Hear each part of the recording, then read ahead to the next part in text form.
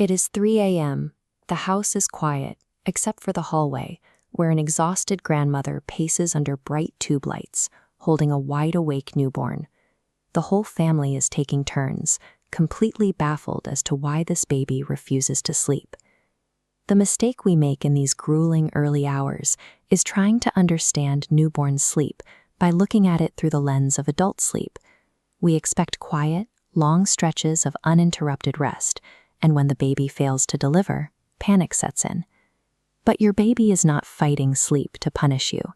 They have just transitioned from the womb to the outside world, a massive physiological shock, and they are operating on an ancient, entirely unformed biological clock. For 9 months of gestation, the fetus lived in complete, continuous darkness. They didn't need to understand the difference between day and night because they relied entirely on maternal melatonin, the hormone the mother's brain produces to regulate the sleep-wake cycle, which freely crossed the placenta. The moment the umbilical cord is cut, that supply of maternal melatonin abruptly stops. A newborn's own pineal gland, the tiny structure deep inside the brain responsible for manufacturing melatonin, is severely immature. It takes approximately 8 to 12 weeks for their brain to start producing it in response to environmental light and dark signals. Until they reach that neurological milestone, the concept of nighttime is completely meaningless to the infant. This is why the traditional Indian practice of the morning malish, the oil massage followed by sunbathing, is so effective. Exposing the baby's eyes to indirect, bright, natural sunlight early in the morning sends signals straight to the suprachiasmatic nucleus in their brain, teaching it that light equals wakefulness. However, another common household habit does the exact opposite. Keeping a dim tub light or a bright night light on all night so the grandmother can keep an eye on the baby actually suppresses whatever tiny amounts of melatonin the infant's brain is attempting to produce. To correctly set their internal clock, daytime must be loud, bright, and active, while nighttime must be relentlessly dark, quiet, and boring. The second force driving this erratic schedule is their digestive tract. Grandmothers often advise to never wake a sleeping baby, but waiting too long risks neonatal hypoglycemia, a dangerous drop in the baby's blood sugar levels. Clinical obstetrics gives us a strict rule. An infant must be forcefully woken strictly every 3 hours to feed. An infant who hasn't yet regained their birth weight might actually be sleeping out of severe lethargy from low caloric intake, masquerading as peaceful sleep. This diagram shows exactly why. On day 1, the infant's stomach is only the size of a large marble. The stomach tissue is stiff and unyielding, holding a mere 5 to 7 milliliters of colostrum, the thick, nutrient-dense first milk. By day 3, it expands to the size of a walnut, holding about 22 to 27 milliliters. By the end of the first week, it reaches the size of an apricot, maxing out at 45 to 60 milliliters. Because breast milk is perfectly tailored to the human digestive tract, it digests with incredible speed. Within 90 minutes, that tiny stomach is completely empty again. Sleeping through the night is biologically impossible for a newborn.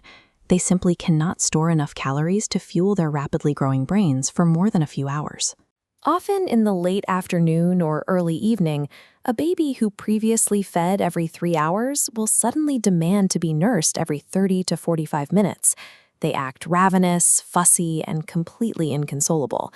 Families frequently panic, assuming the mother's milk supply has dried up, but this is cluster feeding. In the evenings, maternal levels of prolactin, the milk-producing hormone, naturally dip.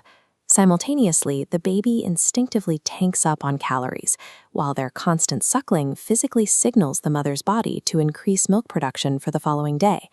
It is an exhausting marathon for the mother, but it is normal, highly temporary, and absolutely crucial for establishing a robust long-term milk supply. You also need to understand how infants physically sleep. Adults cycle through stages of rest and roughly 90-minute intervals. A newborn's sleep cycle lasts only 45 to 50 minutes, giving them double the frequency of transition periods and double the opportunities to wake up. More importantly, newborns spend up to 50% of their total sleep time in REM, or active sleep. This is the phase dedicated to synaptogenesis, the physical construction of new electrical pathways and connections in their central nervous system.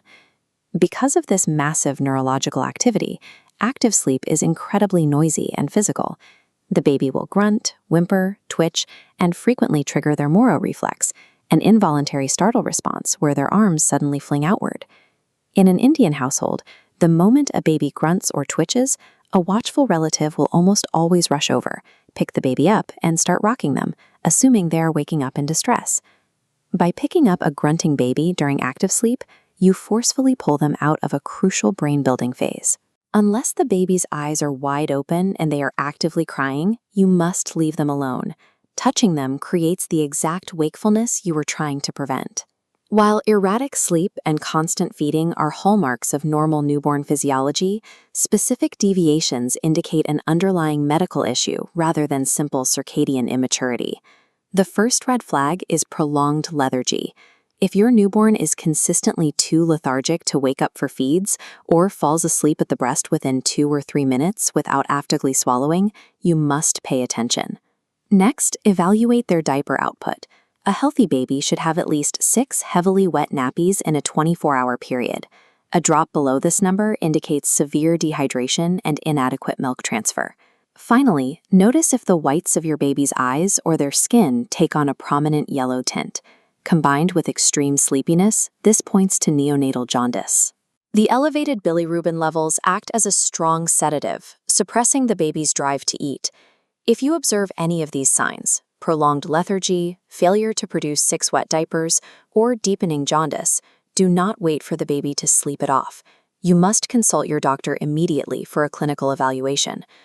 Internalizing these strict anatomical and neurological rules changes how a family approaches the night shift.